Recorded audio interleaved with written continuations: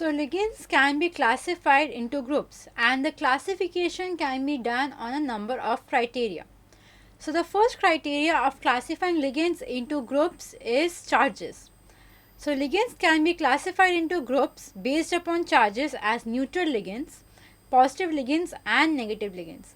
So neutral ligands are all those ligands which do not have any charges. Positive ligands are those which have a positive charge, and negative ligands are those which have a negative charge.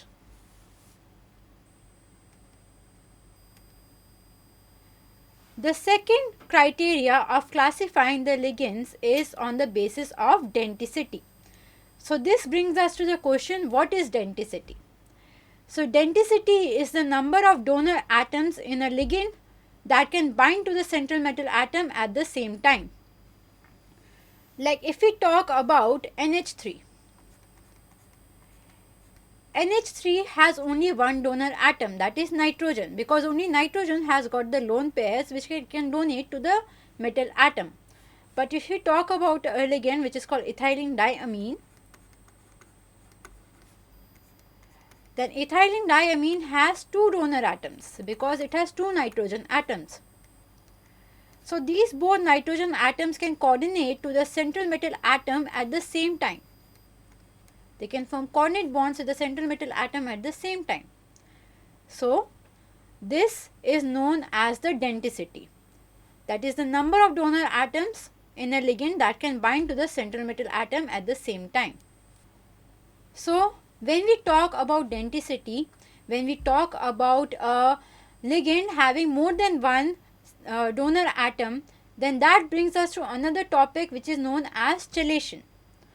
So when a bidentate or a polydentate ligand uses two or more donor atoms to bind to the same central metal atom, then the ion forming a ring structure, the ligand is called the chelating ligand and the ring structure is called a chelate. So first of all, bidentate and polydentate ligands, if a ligand has two donor atoms, it is known as bidentate, and if a ligand has more than two donor atoms, it is known as polydentate. So let's talk about cobalt. Cobalt's complex with ethylene diamine. So as I told you, ethylene diamine has two donor atoms, two nitrogens. So we can say that it's a bidentate ligand. And when it forms the complex with cobalt, it will form something like this, right? So when it forms something like this, you can see that a ring is getting formed. So this ring structure is known as chelate. If we draw the structure of the entire molecule, it looks like this.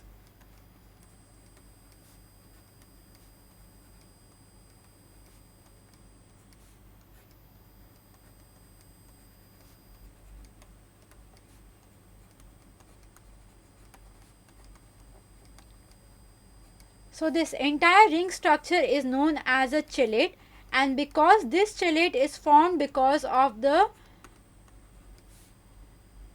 bidentate ligand, therefore the bidentate ligand in this case is known as a chelating ligand.